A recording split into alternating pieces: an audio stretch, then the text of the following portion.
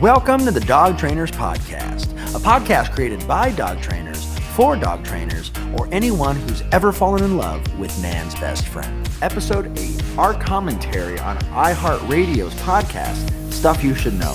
Their episode is entitled How Dog Training Works. Yeah, and let me add this clarification too. Mm-hmm. It seems to me that all top-level balanced dog trainers, they run this funny dynamic where it's not quite 50-50. Like when we think of like Michael Ellis, Tyler Muto, Jeff Gelman, like people who are real top in there, and they seem to be very well-rounded, very knowledgeable. Right. They've been doing it for a while. And a lot of them use food the vast majority of the time, or motivation I mean, Michael Ellis got really in depth with, there are levels to motivation. I mean, my Mally likes food, but he loves the tug toy, and so you can really kind of play with these things in these various forms to get things out of a dog, and that's great. So they use food the majority of the time, but they all agree that corrections are not only necessary, depending on what the issues are with the dog, but they're kind of more poignant. They're I don't want to say more important, but they're in a circumstance where you have to correct. Right. It's typically a circumstance where you don't have time to like sit there and try to otherwise redirect the dog, because you shouldn't be correcting for every little thing. I think one thing that they did, by they, I mean, of course, Chuck and Josh, they did explain in a way that I liked, was they did get into the concepts of timing and marking, and they were talking about a clicker. And we've talked about before, it doesn't need to be a clicker to be a marker. So when you consider all dog training positive, balanced, teaching sit is the same thing as you're just marking it with the verbal sit, down, come or heel or whatever your command is. And just the way that you start reinforcing very specific moments in time, you can have a reinforcer word. Like for me, it'll be good. As soon as the dog little butt hits the ground for the first time, I mark it good. Same thing as a clicker. With that being said, when I see less experienced dog trainers who do believe in like a balanced approach, they either correct inconsistently, their timing is off, or they do it too much for something that they shouldn't be correcting for. Yeah, good point. That's a great freaking point. So that's what I was getting at. Michael Ellis is very clear, very precise about when corrections are appropriate, because they're not appropriate in every single circumstance. Not at all. Not at all. They made this, I want to just throw something in that they did say, that they were quoting B.F. Skinner in the podcast. And they said, positive punishment, AKA correction, is the least effective form for learning. Right. And I just wanted to go ahead and clarify, because it's kind of what you're talking about. To give, B.F. Skinner was quoted in saying this, in the learning of new behavior. Right. And I just want to be very, very clear. Positive punishment is the least effective in the shaping and learning of new behavior. So I want you guys to kind of think about, like, imagine trying to learn something complicated like a dance or a sport. And I mean, this actually happens, funny enough. Or if you worked for an office that never trained you properly to do your job, imagine someone just says, "Hey, you're hired." And you go, "Okay, great." And they don't tell you what your job description is. So when you go sit at your computer, they don't say anything. When you log into your account, they don't say anything. As soon as you click on the wrong window, they go, "What the fuck are you doing?" Right. And they punish you, right? Then you go, "Okay, maybe I won't click on that window." So pretty much what happens is positive punishment forces the learner to have to go through a process of elimination in order to figure out what they're supposed to be doing. This is why it was one of the most least effective ways of shaping new behaviors. However, B.F. Skinner then goes and says that positive punishment is a very essential tool in the learning and shaping of consistent behavior.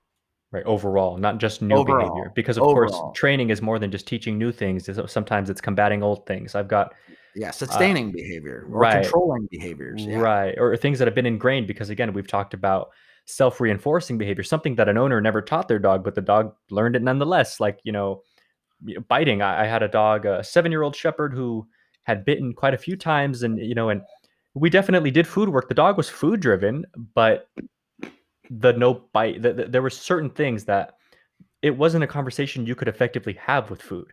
Right. He had a very strong like urge to challenge, probably because he's had like 6.5 years of doing this with his owners. But there are certainly times to where shaping new behaviors is great. And honestly, it's funny how in nature it works out anyway, because you should never correct a dog for something they don't know. So Right. you should never correct a dog while you're shaping behavior.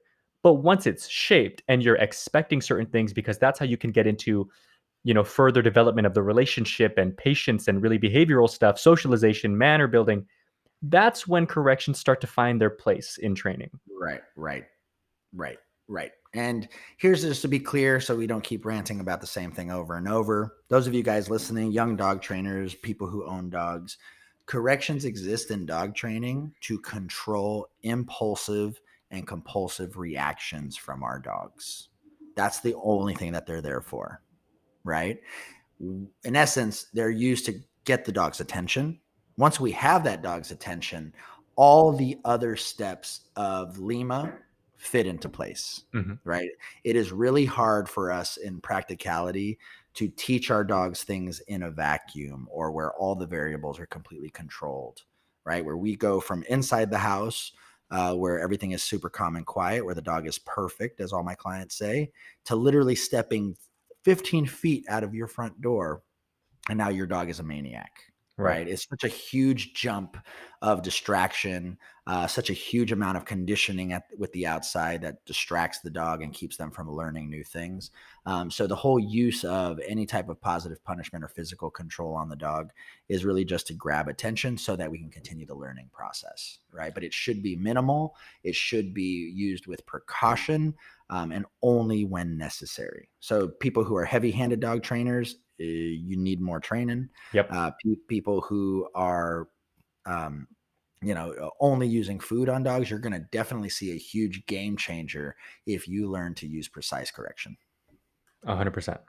All right, let's move on a little bit. All right, what else do we got? The third thing that they talked about in the third section of their podcast, they made a comment saying that all aggression is fear based, is all fear based, right? And Right. what would your thoughts be on that, Mariano? Well, that's not always the case. So they're Mm. not that's one of those things where they're not 100% wrong, because certainly aggression can be triggered by fear. And if, it's probably one of the most predictable like signs of aggression is the dog afraid, but it's not always the case though.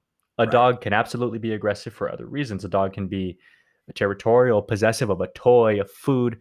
There's so many things, so many factors that can play into that, that Mhm. it's too sweeping of a statement. Right. Right. I will say, fear based is a strong word. Right. Sometimes dogs are defensive. Sometimes dogs are insecure. Sometimes dogs are unsure. And I would say that across the board is that why the dogs are becoming aggressive. Because if the dog was completely confident, they wouldn't even have to bare teeth. That's what I was saying earlier, was the They would, negative association is already there. yeah, they wouldn't have to be. But the fact that anytime that your dog is aggressive, that he's fearful, uh, believe me, guys, I've seen a dog get aggressive just to try and get a rise out of you. I've seen a dog get aggressive just because you got too close to its food bowl. I've seen a dog get aggressive just because he was bigger than the other dog because it made him feel powerful, right? For all the same reasons that humans are aggressive, dogs can also be aggressive, especially when we start looking at some of the data where they say that dogs' mental capacity is that of a 2.5-year-old child, Right. right? Those of you guys who want to study more, Stanley Coren, a great dog researcher, listen to his stuff. But he talks about how dogs' emotional states and mental capacity, like if you know a 2.5-year-old kid, they know a handful of words. They understand patterns. They know their colors. They can kind of carry engagement with you. But at the same time, a 2.5-year-old kid can cry one moment, 10 seconds later start laughing, and then 10 seconds later start napping. Mhm. Right. And so what kind of happens is the 2.5-year-old kids are kind of live in this moment, where they're just going from flow to flow, impulse to impulse, feeling to feeling. But they do have the ability to sit there and learn and memorize patterns and ideas and listen to words and retain information. However, it's not as much as it would be when they're 5 or 6 years old. Right. And so this is when they compare dogs to children. We also have to take that into account when it comes to aggression. Right. If your 2.5-year-old punches you it's not because he was scared necessarily, right? Or or if your 2.5-year-old, pinches you or screams and goes it's not necessarily because that the kid was fearful, especially if you don't do anything to the kid that makes them fearful. What happens is, though, that dog and child might have had a surge of emotion or threw a tantrum that they may not know how to process yet at their stage in development. Right. And can I inject another possibility too? Is sometimes it's possible that the dog is fearful, but it's not for a logical reason, like mailman syndrome. The Right, dog right, may right. be afraid of the mailman, but there's nothing to suggest that we want you to attack this guy. There's not there, Totally. so there's no legitimate reason for you to then seek out this behavior. Same thing Right. with a kid. Kids can be afraid of absolutely nothing. Right. It's kind of like PTSD. Like dogs get PTSD with some, self-reinforcing behaviors where Right. they think the mailman's constantly coming back every day to come and infiltrate the property. And, this is their obsession. This is what happens. Right. So, Here's a big issue that I have now that we're bringing up fear-based ideology. Is ultimately, I think a lot of this stuff stems from ungrounded energy. So like a dog that is just too uppity in terms of like excitement or arousal levels. yeah, quote They unquote anxious. anxious, yeah, they do too many things and it's easy for them then to create something that wasn't there, like the mailman syndrome. And then because when a dog sees a mailman and is barking, he's not calm in that moment. He's excitable. Oh, somebody's here. Bark, bark, bark, bark. Maybe he'll relax when he goes away. Um, and so I think neutrality is a big idea, and understanding when we're dealing with this kind of stuff, if you're not sure about how a dog that is fearful or otherwise fear-based giving some sort of reaction, aggressive, nervous, whatever the case, bringing a dog back to emotional neutral like a 2-year-old, if they're Mm-hmm. in the middle of crying or like laughing, it's going to be hard to teach them something in that moment. When they're Right. nice and stable and neutral, then they're open enough, like mentally speaking, to be able to retain new information. And the dogs work in a similar fashion. So they're very smart, but they're very much emotive and they're very like go, go, go. And they're not smart enough to understand how their emotions can get them in trouble, even if logically they would know better if they were calm. Right. Right. That's a good point. And so dogs are really smart, but there is always a limit, right? How much we expect from them versus, versus what they're capable of. Yeah, I like to say this to people, and I won't drag this out. I just want to make this one last point. Is something that I've been saying to clients for maybe a couple years now is what a dog knows will always depend to a degree on how they feel. Mm-hmm. Mm-hmm. Just to let you know, we do got to wrap up because we're running out of time on our recording space. Yep. But yeah, I guess let's go ahead and, definitely a huge applause to Chuck and Josh. We know you guys are not dog trainers. You guys did a hell of a job educating the public and definitely giving your 2 cents on the ideas. We just really hope that we could shed some new light on these ideas, because one of our main goals as dog trainers is to really help teach people the whole picture, right? And as professionals, the more that we can educate dog owners, dog lovers, the better lives we can create for our dogs. And this is ultimately the main reason. This is what we feel is going to, prevent dogs from having to get given up, to the shelter or the rescue, or have to get put down. This is what we know will increase retention rates at rescues, right? If you adopt a dog out, that dog should not come back 2 months later because something bad happened.